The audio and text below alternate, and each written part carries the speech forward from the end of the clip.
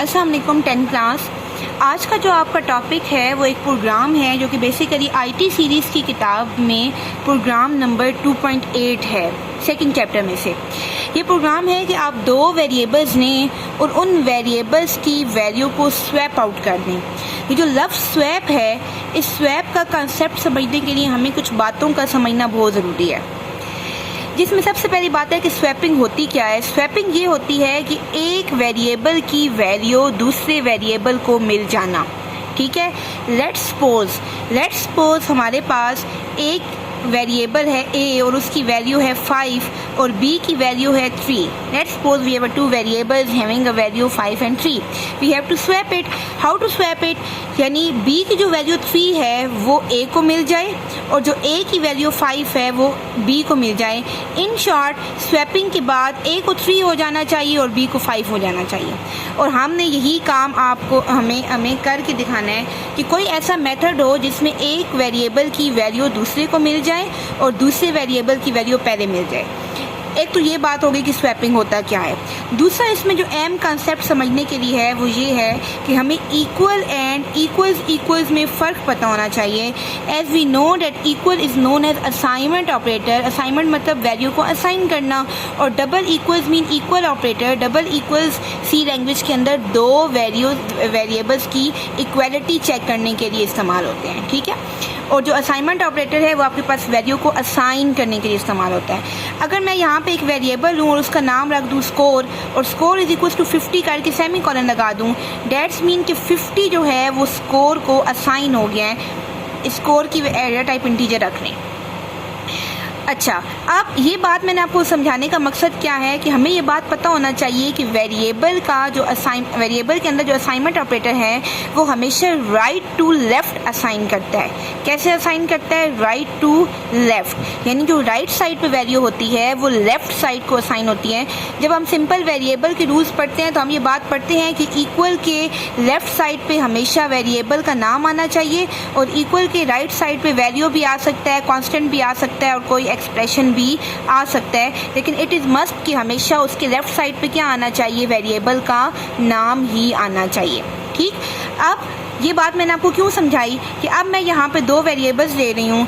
एक वेरिएबल को मैं कह देती हूँ a और उसकी वैल्यू मैं ले रही हूँ 50, और दूसरे को मैं कह रही हूँ b और मैं उसकी वैल्यू ले रही हूँ 100। लेट्स सपोज अब मुझे क्या करना है, अब मैं यहाँ पे एक इक्वेशन लिख रही हूँ a इक्वल्स टू b, यानी मैंने आपको जनरल कंसेप्ट समझा रही हूँ, अभी तक मैं स्वैपिंग पे नहीं जा रही, जनरल कंसेप्ट बिफोर स्वैपिंग।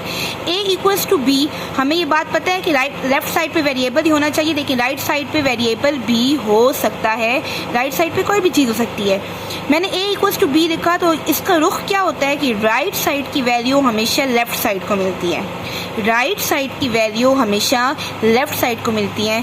अगर मेरे पास यहाँ पे a की वैल्यू है 50 और b, आपको पता है ना कि a एक वेरिएबल है जिसकी वैल्यू एग्जीक्यूशन के दौरान चेंज हो सकती है, और b की वैल्यू यहाँ पे क्या है 100, तो अब मैं क्या करूँगी, b की वैल्यू a को मिल जाएगी। ये बात याद रखना है, राइट टू लेफ्ट, b की वैल्यू a को मिल जाएगी। What is value of b? 100, तो a को क्या मिल जाएगा? 100। इस इक्वेशन के बाद स्वैपिंग होगी और a को 100 मिल जाएगा। मीन जब हम a इक्वल्स टू b लिखेंगे और b की वैल्यू a को मिल जाएगी तो a की जो अपनी वैल्यू थी 50 वो उसको लॉस कर देगा, क्योंकि a एक वेरिएबल है और उसकी वैल्यू एग्जीक्यूशन के दौरान चेंज होती रहती है, और उसकी वैल्यू 50 की जगह 100 हो जाएगी। उसकी वैल्यू 50 की जगह क्या हो जाएगी? 100 हो जाएगी। अब इस इक्वेशन के बाद a की वैल्यू भी 100 हो चुकी है और b की वैल्यू भी 100 हो चुकी है, तो स्वैपिंग मैं ऊपर एक्सप्लेन कर चुकी हूँ कि a की वैल्यू b को मिल जानी चाहिए और b की वैल्यू a को मिल जानी चाहिए। ठीक है, इस इक्वेशन के बाद देखें a को b की वैल्यू मिल गई है क्योंकि b 100 था, तो और a भी हमारे पास क्या हो गया है? 100। लेकिन वेयर इज़ 50, यानी अब तो हमारे पास करंट ये हो गया है ना, ये तो ख़त्म हो गया, a भी 100 हो गया, b भी 100 हो गया, तो 50 किधर गया? 50 लॉस हो गया है। और दो स्वैपिंग तो इस बात का नाम था कि a को b की वैल्यू मिलनी चाहिए थी और b को a की। a में 50 पड़ा हुआ था, क्योंकि a को b की देने से a 100 हो गया और a ने अपनी वैल्यू लॉस कर दी, तो 50 हमने लॉस कर दिया। अब हम b को वैल्यू कैसे दें, यानी अब हम फर्दर स्वैपिंग कैसे करें?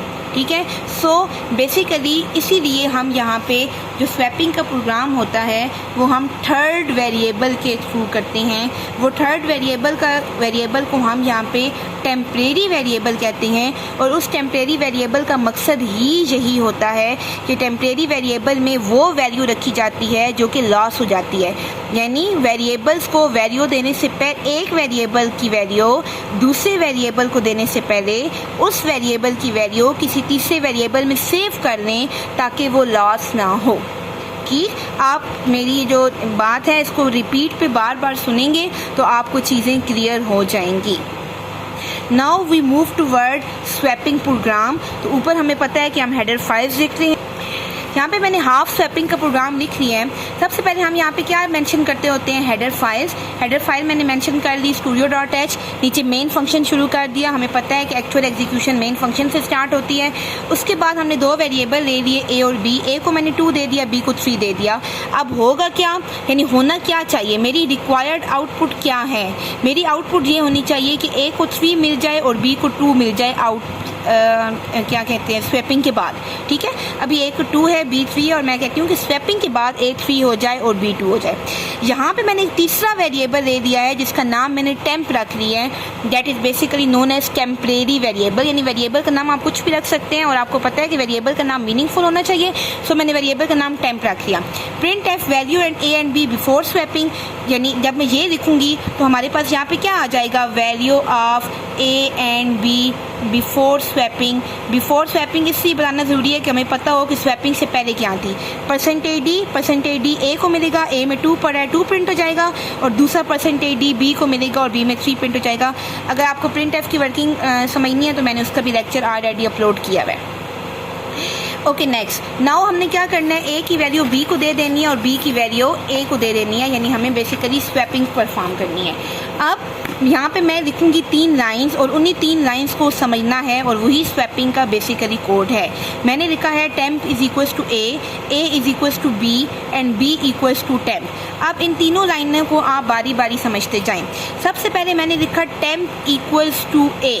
ठीक, यही लिखा मैंने, ये वाली लाइन में फर्स्ट लाइन एक्सप्लेन कर रही हूँ। टेम्प इक्वल्स टू a का मतलब है a की वैल्यू टेम्प को मिल जाए। ये मैंने बताया है, डबल इक्वल्स नहीं है, असाइनमेंट ऑपरेटर है। a की वैल्यू टेम्प को मिल जाए। इस लाइन के बाद क्या होगा, a में क्या पड़ा है 2। हम यहाँ पे एक ब्लॉक बना देते हैं जिसमें a है और उसकी वैल्यू क्या पड़ी है 2। यहाँ पे हम एक और ब्लॉक बना देते हैं टेम्प, जिसमें a की वैल्यू चली गई है जो कि 2 थी। तो इसका मतलब है a टेम्प को भी 2 मिल गया और b का ऑलरेडी वेरिएबल बना हुआ है जिसमें 3 पड़ा हुआ है। अब हमारे पास 3 वेरिएबल हो गए, a जिसमें 2 पड़ा है, b जिसमें 3 पड़ा है, टेम्प जिसमें अभी तक कुछ नहीं पड़ा था लेकिन मैंने टेम्प इक्वल्स टू a किया और a की वैल्यू टेम्प को मिल गई। सो यहाँ पे अब क्या पड़ा है, टेम्प में भी 2 पड़ा है, यानी a और टेम्प इस टाइम पे इक्वल है। अब मैं क्या करूँगी, a इक्वल्स टू b। जब यह अगली लाइन चलेगी यानी ये लाइन नंबर 2 चलेगी, इस लाइन नंबर 2 के बाद क्या होगा कि b की वैल्यू a को मिल जाएगी। What is value of b 3। b की वैल्यू a को मिल जाएगी। तो अब a is a variable that value can be change during execution of program.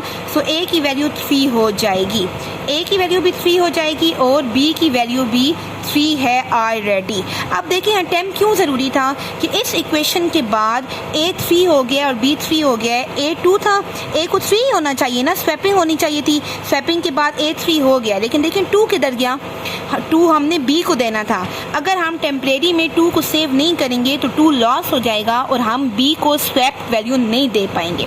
So a is successfully swap, a में 3 आ गया है। आखिरी लाइन क्या है, b equals to temp. b equals to temp से क्या होगा, टेम्प की वैल्यू किसको मिल जाएगी, b को मिल जाएगी।